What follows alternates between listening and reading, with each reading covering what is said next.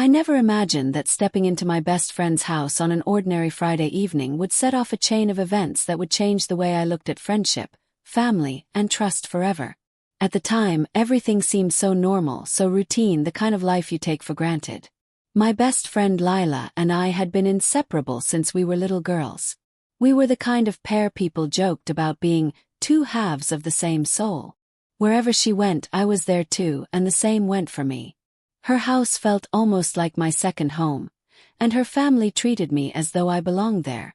Lila was full of life, always laughing, always the one to push me out of my comfort zone. She was bubbly and social, and even when she was careless about certain things, you could never doubt her loyalty. I admired her for that. And because of our closeness, I knew her parents well. Her mom, Clara, was one of the sweetest women I'd ever met. Soft-spoken, patient, the kind of person who always put everyone else first. She made sure Lila and I were fed, safe, and comfortable every time I stayed over, which was often. Then there was her dad, Mark. To anyone who didn't know him closely, he came across as charismatic, respectable, the kind of man you'd trust to give advice or share a laugh with. He had a career in business that often kept him traveling, or so he said. He had that polished confidence people admired, but there were times I caught him being a little too friendly. His jokes a little too sharp, and it left me with a faint unease I could never explain. Lila sometimes laughed about her dad's charm, brushing it off as harmless. "He's just like that," she would say with a shrug, as though it were something natural. And maybe I believed her, because why wouldn't I? This was her family, the place I had felt safe for years. There was never any reason to look deeper, never any reason to imagine cracks beneath the surface. But in hindsight there were signs. The way Clara sometimes looked weary, her smile just a bit strained, the way Mark's late nights became more frequent. Still, I was young and I dismissed it all as nothing worth worrying about. That particular evening, I was supposed to meet Lila at her house before we went out with some friends. I arrived a little earlier than planned, my backpack slung over my shoulder, humming along to music in my headphones as I walked up the driveway. The house looked the same as always, quiet and inviting, the porch light flickering faintly as the sun dipped lower. I knocked once, then let myself in because that was just how it worked between us. No formalities, no waiting at the door. I was practically family. Inside, the house was unusually quiet. I expected to hear music from Lila's room or the clatter of Clara preparing dinner in the kitchen, but instead there was silence. I slipped my shoes off and called out, "Hello? It's me."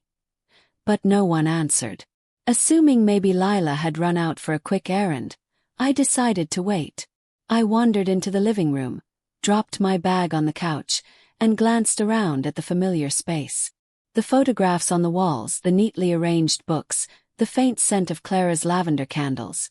It all gave me a sense of comfort, but something about the stillness felt off. Then I heard it. Faint at first, like a shuffle upstairs, followed by a burst of muffled laughter. My heart skipped. For a second I thought Lila must already be home, maybe joking around with her mom. Relieved, I started up the stairs. But as I climbed, the sounds grew clearer. Laughter mixed with low voices, footsteps, the soft creak of a door. Paused midway, suddenly unsure. My curiosity prickled. It didn't sound like the usual chatter of a mother and daughter, and the tone was wrong. Secretive, intimate. I shook my head, telling myself not to overthink. Still I continued, one hand brushing the wooden rail as I climbed. The hallway was dim, lit only by the fading daylight seeping through a narrow window. Each step I took seemed louder than it should have been. The voices came from the end of the hall, near the master bedroom. I hesitated, a part of me whispering that I shouldn't intrude. But another part of me, stronger, urged me forward. I reached the closed door and stood frozen, my hand hovering inches from the handle. My chest felt tight, my instincts buzzing with alarm. I didn't know why I felt so anxious, why something about the laughter behind that door seemed to spell trouble. Maybe it was the nervous edge in the sound, or maybe deep down, I already knew what I was about to stumble into. I took a slow, shaky breath, telling myself I was just being paranoid, that it was nothing. Still, my fingers wrapped around the doorknob, and I pressed down. The latch clicked softly, and with a hesitant push, the door began to open. I had no idea then that the moment that followed would forever etch itself into my memory, shattering every illusion I had about the family I thought I knew so well. The door swung open just enough for me to peer inside, and in that split second my entire body froze. My breath caught in my throat, my heart thundering so loudly I was certain they would hear it. What I saw didn't make sense at first, as though my brain refused to piece it together. But there it was, Lila's father, Mark, standing far too close to a woman who definitely wasn't Clara. The room was thick with the kind of intimacy that leaves no room for doubt. Clothes were tossed carelessly on the chair, the air heavy with the unmistakable energy of something I wasn't supposed to see. The woman was Sophie. I recognized her immediately. She had been around before, introduced casually at a barbecue months earlier as one of Mark's colleagues. She was younger, maybe late 20s, with a glossy kind of beauty that drew attention without her trying. Seeing her there, in that house, in that room, was like watching a puzzle collapse into a picture I didn't want to acknowledge. My stomach twisted as the truth hit me in waves. For a long moment I couldn't move. I couldn't even breathe. My mind raced with disbelief. This couldn't be real, not Mark, not here. I wanted to slam the door shut and erase what I had seen, pretend I had never walked up those stairs. But the damage was already done. The second Sophie noticed me, her eyes widened, panic flashing across her face. She stumbled backward, reaching for her clothes. Mark spun around, his face draining of color the instant our eyes met. "Emma, wait," he stammered, his voice trembling, his composure gone. "This isn't what it looks like." The words were so absurd I almost laughed, though my throat was too tight to make a sound. Not what it looks like. How could it be anything else? I stepped back instinctively, the weight of the betrayal pressing down on me. I thought of Clara, of her warm smile and endless patience. I thought of Lila, my best friend, oblivious, trusting. The image of them crashed into the reality in front of me, and the contrast made me sick. Sophie grabbed her bag and practically fled past me, muttering, "I should go," her heels clicking hurriedly against the wooden floor. She didn't look back. She didn't apologize. She just disappeared down the stairs and out the door, leaving me alone with Mark and the unbearable tension hanging between us. Mark stepped forward, his hands raised slightly as though he could calm me down, but it only made me retreat further. "Emma, please listen to me. You can't tell anyone about this," he pleaded, his tone desperate. "It was a mistake, it doesn't mean anything.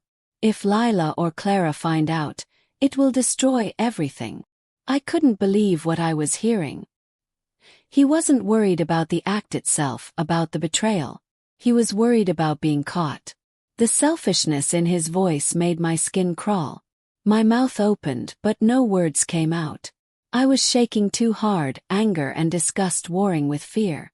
Part of me wanted to scream at him, to tell him exactly what I thought, but another part of me was terrified of what speaking the truth might unleash.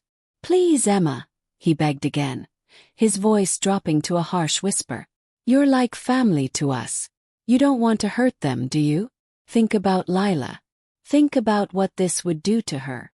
His manipulation was sharp, calculated even in his panic, and for a brief moment, guilt stabbed at me. He was right about one thing. Lila would be devastated. But the thought of keeping this secret felt unbearable. The image of Sophie's painted lips near his, the discarded clothes, the betrayal carved into every detail of that room. It was already burned into me, a wound that wouldn't heal. I backed away, my hands trembling as I gripped the banister for support. My voice finally cracked through the lump in my throat. "How could you do this to them?" I whispered, more to myself than to him. His face hardened, shifting from panic to something more stern, but I didn't stay to see it fully. My body moved on instinct, carrying me down the stairs as fast as I could. The whole house felt different now, like the walls themselves were hiding secrets I hadn't noticed before. I could still hear Mark calling after me, his footsteps pounding behind me, but I didn't turn back. I grabbed my bag from the couch, my chest heaving, and practically bolted out the door into the night air. Outside, I gasped as though I had been underwater. My legs felt weak, my vision blurred with tears I hadn't realized were falling. The safe place I had always known, the family I had admired, now seemed rotten at its core. The weight of what I had seen pressed so heavily on me I thought I might collapse under it. Every memory of dinners, movie nights, laughter around the kitchen table, all of it was tainted. I walked quickly down the street, trying to outrun the image in my mind, but it clung to me with claws I couldn't shake.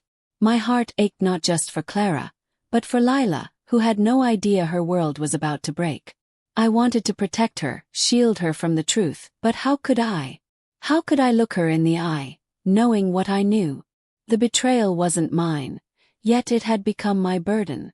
And as the night swallowed me, I realized I was caught in an impossible web, one that would force me to choose between silence and honesty, between loyalty and destruction. I didn't sleep that night. No matter how tightly I shut my eyes, the image replayed itself again and again. The panic in Sophie's face, the pleading in Mark's voice, the suffocating weight of betrayal in the air. Every time I tried to calm down, my chest tightened, and my thoughts circled back to the same impossible question. What was I supposed to do now? Should I keep quiet, carry this secret like a stone tied to my heart, or should I tell the truth and watch a family fall apart? The next day I avoided Lila. My phone buzzed with her texts, cheerful as always. Where did you run off to last night? You missed out. I couldn't bring myself to reply. The idea of seeing her smile, knowing what I knew about her father, felt unbearable. I felt like a fraud, as though even my silence was a betrayal. Days turned into weeks, and my guilt grew heavier with each one. I started making excuses not to come over, suddenly busy with schoolwork or too tired to hang out. Lila noticed, of course. She called me out one evening when we met for coffee. Her brows furrowed as she leaned across the table. What's going on with you, Emma? You've been acting so weird. Did I do something? The words caught in my throat. I shook my head, forcing a smile I didn't feel. No, it's not you. I've had a lot on my mind. She didn't buy it, but she let it go for the moment. Her trust in me only twisted the knife deeper. I wanted to scream the truth, to rip off the bandage and stop pretending, but fear kept me silent. I wasn't just afraid of hurting her. I was afraid of losing her too. But secrets have a way of poisoning everything they touch. My behavior grew stranger, my avoidance more obvious, until finally the pressure became too much. One evening, when Lila invited me over to study, I broke.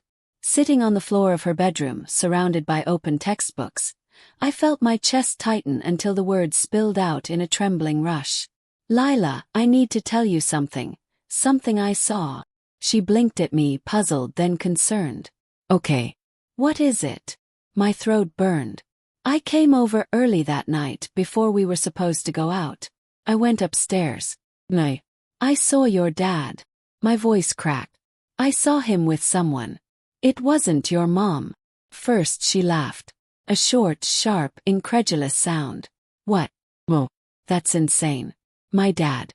You must have misunderstood. But when she saw I wasn't smiling, that I wasn't joking, the color drained from her face. Her hands trembled as she pushed her hair back, shaking her head over and over. No, Emma, you're lying. You're lying. I swear to you I'm not, I whispered, tears streaming down my cheeks. I didn't want to tell you, I didn't know how. But I couldn't keep it from you anymore. I'm so sorry, Lila. Her eyes filled with tears, but they weren't just from heartbreak, they were from rage. Why would you say this? Why would you try to ruin my family? She shouted, her voice cracking. You're supposed to be my best friend. I tried to reach for her, but she pushed me away, sobbing. Get out, she said, her voice shaking with fury. Just get out. I stumbled from her room, my own tears blinding me. The walk home felt endless, my chest hollow, my friendship unraveling in my hands. What happened next I only heard in fragments. Lila confronted her father. Screaming matches echoed through the house. Clara found out soon after, and the quiet strength I had always admired in her finally broke. Their family, once the picture of stability, fell apart piece by piece. Mark moved out within weeks. His polished mask shattered. Sophie vanished from the picture, but the damage she left behind lingered like a scar. As for Lila and me, our friendship was never the same. She avoided me, unable to look at me without being reminded of the truth I had forced on her. Part of her hated me for being the messenger, and part of me hated myself for not staying silent, even though I knew silence would have been its own kind of cruelty. I often lie awake at night, wondering if I did the right thing. I think about Clara, who deserved honesty, even if it came wrapped in pain. I think about Lila, whose laughter used to light up my world, now replaced by silence. And I think about Mark, whose selfishness destroyed more than just a marriage. It shattered trust, friendship, and innocence. The truth is, betrayal doesn't just break the hearts of those directly involved. It spreads, creeping into every corner, staining everyone it touches. I hadn't chosen to see what I saw, but once I did, I was trapped. There was no version of events that didn't end in heartbreak. If there's one thing I've learned, it's that trust, once broken, can never be pieced back together the same way. You can glue the fragments, patch the cracks, but the lines of damage will always remain. And sometimes, the hardest betrayal to bear isn't the one between husband and wife. It's the one that steals a best friend away.